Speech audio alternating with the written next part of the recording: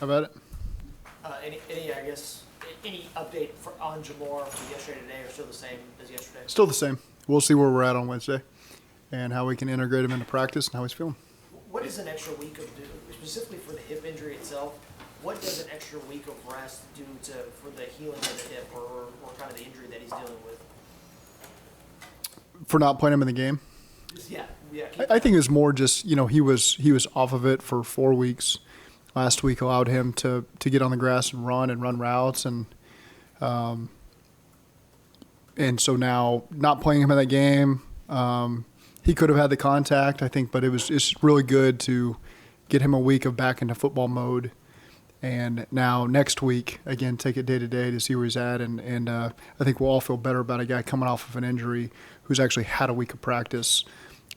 Because that's what you get to do with those IR guys oftentimes. I know he's a week earlier than that, but you get the 21-day window to get him back into the feel of things before you put him back out there on a game field. And so I feel like we've handled this the right way. Is the goal for him to participate fully this week? If you want to see him practice full?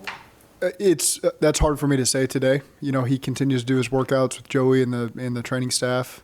Today is only Monday, so again, he did some stuff today. Tomorrow, I think they'll back him down some so that to give him the best chance to do as much as we feel comfortable doing on Wednesday. Is Mixon still in the concussion protocol? He's still in it. He's not through it yet, but making progress.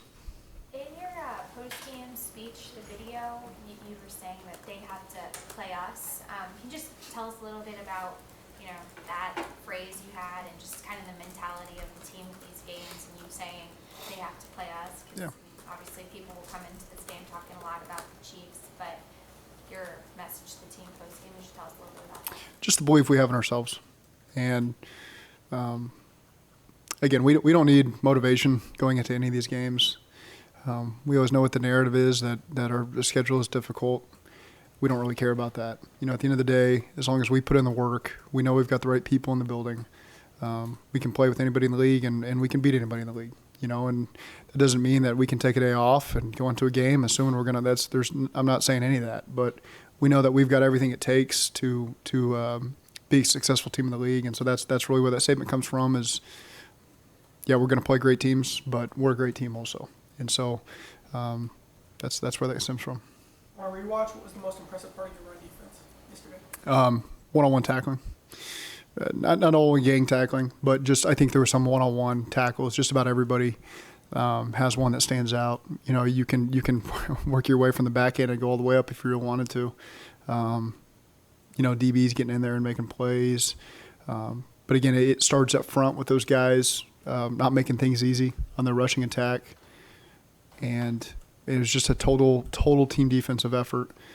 And then, when you get tested in the pass game, I thought our guys stepped up as well and made some plays. And it's not going to be perfect. When you commit to the run game like that, there's going to be some stuff in the pass game that's going to be difficult.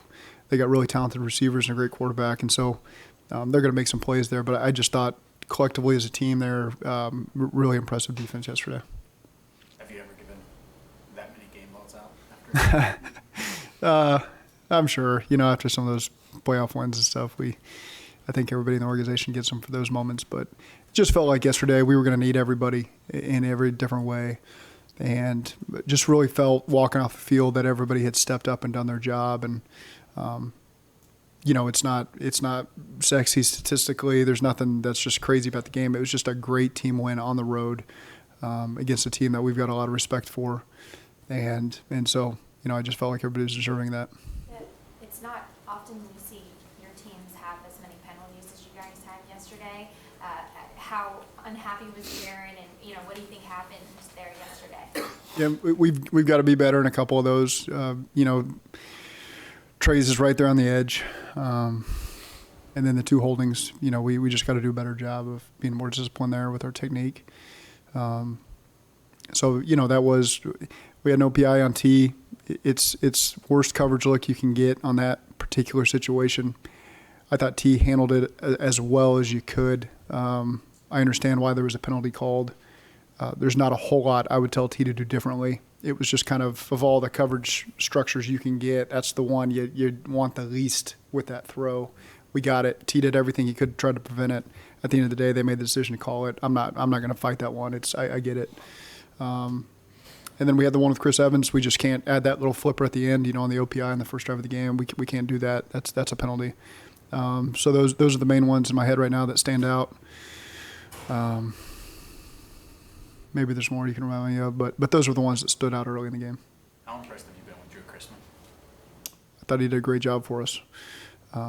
Really to be backed up twice there early in the game and be able to get us out of it. My 12-year-old told me last night he doesn't often see returners turn and run backwards. I think that was the play he took away from the game. That was the first comment he wanted to make to me. But I thought that he did a really good job, helping us with the field position there when we were in some tough spots.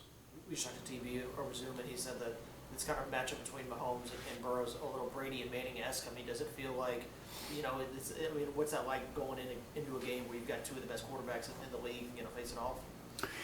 I'm sure that's the narrative that people make of it, but we feel like it's just two good football teams, and we got a lot of respect for Patrick Mahomes. He's a great quarterback and everything that comes with that. But again, we just see a really good football team that we got to prepare for in all phases. They've done a great job this year. They've got a great history in November, December, winning a lot of football games. But our guys are up for the challenge, and we're excited for the opportunity. Is there anything to having to beat a team 3 times in a row, or does that even matter because it's split between 2 different seasons? Yeah, 2 different seasons. It's at this point in the year, it's totally different years.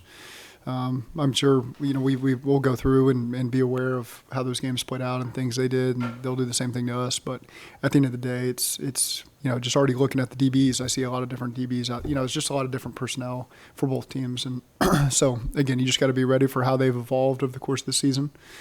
And same with us. Von Bell said, Zach, that one of the keys in defending a guy like Patrick Mahomes, or from their perspective, defending Burrow, is not to give away the keys to the defense or the answers to the test early in progressions, to make sure you force them to go through their progressions and whatnot. Why do you think you guys are so good at those little details? The overall chemistry of our defense, just everything ties together. There's not one guy at a source showing one thing and everybody else giving away the other things. I think really, if you just talk about the shell of our defense, they do a really good job really being tied to a string. And if they're showing one look, they're all doing it, and they're flipping on the snap. And so that's experience in the same system. That's where that comes into play. That's just football experience and high football IQ by the guys that are a part of that. And that's just not the back end. That's everybody. Everybody understands how it's all tied together. Because you see, those guys in there right now hanging out together. They're around each other all the time. They're talking non-football. They're talking football. So it's just it allows our defense to play at another level when you've got guys that care so much about the presentation of the defense and trying to confuse other teams and all being on the same page with looks. And that's important for really good defenses to have, and our guys take a lot of pride in that. Along those same lines, do you think you guys do a particularly good job of moving on to different style quarterbacks quickly? Let's say Ryan Tannehill to Patrick Mahomes, like this week, and week before, rookie and Kenny Pickett, 3 very different. Yeah, it's more. Yeah, of course, you have to factor in the quarterback. It's more just the style of offense. I think that's the number one focus. And style of offense, what do they do well? And then you go to the personnel after that. Okay, what's the personnel that you got to be concerned about and have a great plan for? Mahomes is difficult to have a great plan for. You got to play well, and everyone's got to be on the same page. And I think our guys are going to put a lot of work this week to make sure that's the case. Not sure how noticeable it was from the sideline in real time when you went back and rewatched. Did you take any exception with the aggressive nature on those final 3 kneel downs? That's just part of football. Everyone's trying to win the game. It's a 1-score game, and so that kind of stuff happens. Sometimes you just got to protect yourself. A lot of times you see that they just kind of stand up and it's almost like it's touch football. Is there a fine line there? Is there some games it is a fight to the final whistle, and other times? Yeah, I think you'll have to ask Ted. Have you seen the video of Ted coming? I have. What do you think? I think Ted's going to be a Cincinnati legend when his time's done here. The play that Taylor Britt made forcing the fumble, I know you don't recover it. Yeah. How does that land in the coach's film room as you watch something like that, and how much does a play like that build trust in a rookie corner who's trying to find his way? Never given up. That's just a great example. I don't remember exactly what yard line that was on inside the 5. but just, again, the play's never over. And Justin Hill does that every Wednesday, all about the ball tape, plays around the league.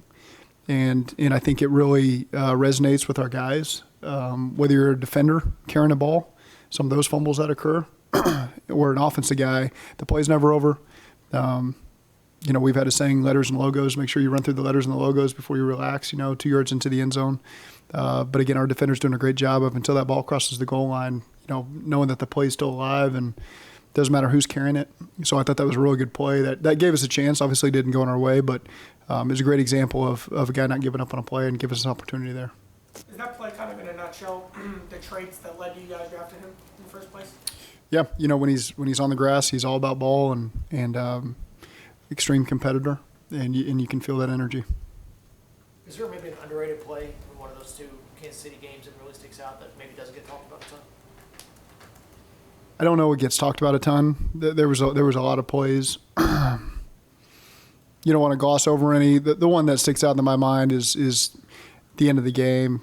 Sam Hubbard being in coverage and then just pursuing Mahomes. It was a third down play that led to a field goal that sent it into overtime, where they had opportunities there to score, to put us in a tough spot. We're going to have to go drive to go win the game. And for our defense, overall, just our red zone defense to hold up, to keep them to a field goal. The play that stands out is, Sam knocking the ball free, and making the field goal even more difficult. There's things that, come back to me now. Trey Hendrickson just exhausted, coming off the field after that drive. And those guys left everything they had out there to give us an opportunity to go win the game. And almost won in regulation with that fumble, and then just took the next step in overtime, and were able to secure the turnover there with Vaughn and Jesse. Zach, I know you talked about those plays, and you mentioned the dynamic with Burrow and Mahomes, but in some ways, with how close the last two matches have been, do you feel like this is kind of becoming a rivalry between you and Kansas City? Yeah, I mean, really, to be honest, I'm not saying yes because I agree with that, but yes because it's every year so different. So we're not really focused on how those games played out. I've got the memories of how they played out, but when you watch them, it'll be more about the scheme and that kind of things, just for recall. But it's not that we played them twice at the end of the year. It really that doesn't factor into any of it for us and our messaging to the team. It's about 2022. We're in December. These games are all critical, and we've got a good opponent coming to our doorstep, and we've got to play our best. You mentioned your kids, or your son, questioning about or saying about the punter. Mm-hmm. Do they ever question you, say why'd you do this? or yeah. But I mean, if they're at that age where they it's do. They're like, what are you doing, Dad? Do they ever do that when you get home from the game? Yeah, yes, that's happened before. It doesn't happen very often. I can't think of a specific play, but I can feel certain that it's come up before. Yeah. Is it funny what they take away from the games that they're? I mean, are they analytical now because they're coaches' sons, or do they just enjoy what are they like as kind of fans? Yeah, they're coaches' kids fans. That's what they are. It's they play Madden for 5 hours a day. And then they watch every game. They wake up and they watch Good Morning Football. That's what they do. This morning I helped them get ready for school, and they're on the couch eating their breakfast and watching Good Morning Football and watching the highlights. And then, they watch SportsCenter every day. We were trying to watch a Christmas movie on Friday night, and the DVR was all full, and it's SportsCenter. There's 1,000 SportsCenters I had to clear off. And so, yeah, they I think that's the thing with coaches' kids, because I also teach them. I'm talking about man's own tells with my son and all these different things, trying to explain why you do things and what you can look for. And he went to the UC Tulane game. My wife took both my kids, and they came back and we're talking about that game. And so it's fun to see their perspective on it, and you can understand why so many coaches' kids get into the profession.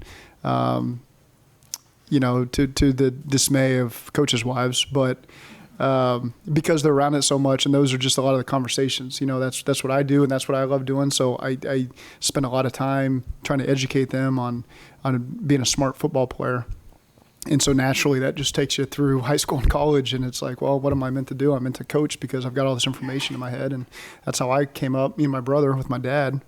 And so it feels like that makes the most sense, way more sense than accounting and economics, and it's just football makes a lot more sense to all of us. Do they ask you if Jamar's going to play? I mean, or do you play as coy with them as you do with the I do. Yeah, I do. I don't ever want to put them in that spot where they feel like they got to guard information. There's always things that they're going to be aware of that I think they do a great job of protecting. But at the same time, I'm smart enough to know that they're in my elementary school and the pressures that come with that. So I always try to protect them from that information. They go to school and say week to week to their friends? I don't know what they say. But I think they're pretty good at it.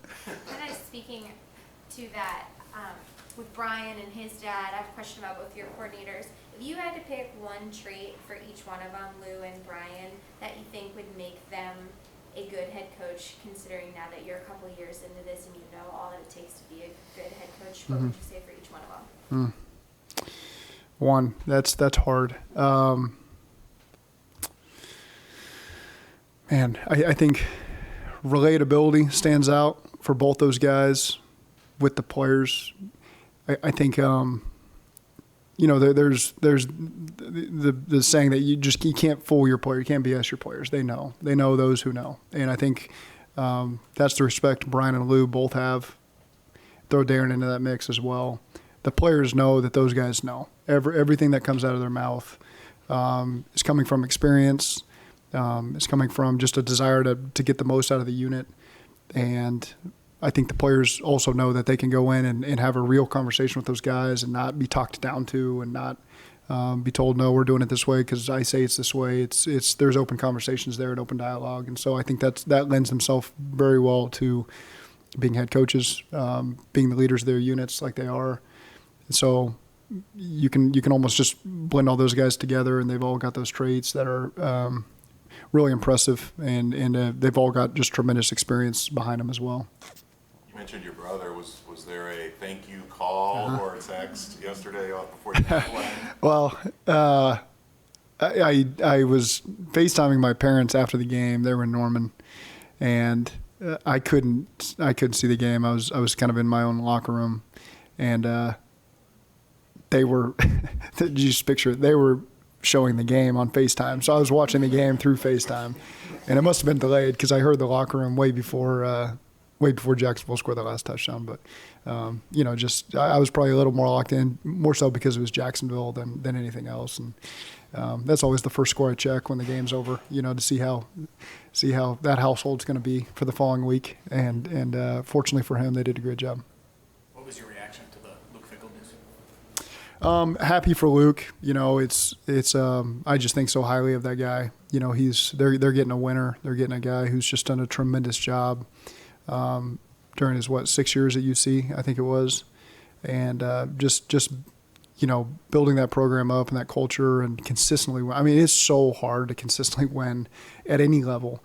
And I just know, having been in that conference, how different every style of team you play is. You're facing triple option, you're facing a team that throws it 70 times. And so to be consistently as powerful as he's done there at UC, he certainly left it in a great spot. Joey Bose is very happy because he's a Wisconsin grad, and they got Luke. And so really, really happy for him and his family if that's what they were looking for. And no, Wisconsin's getting a great coach.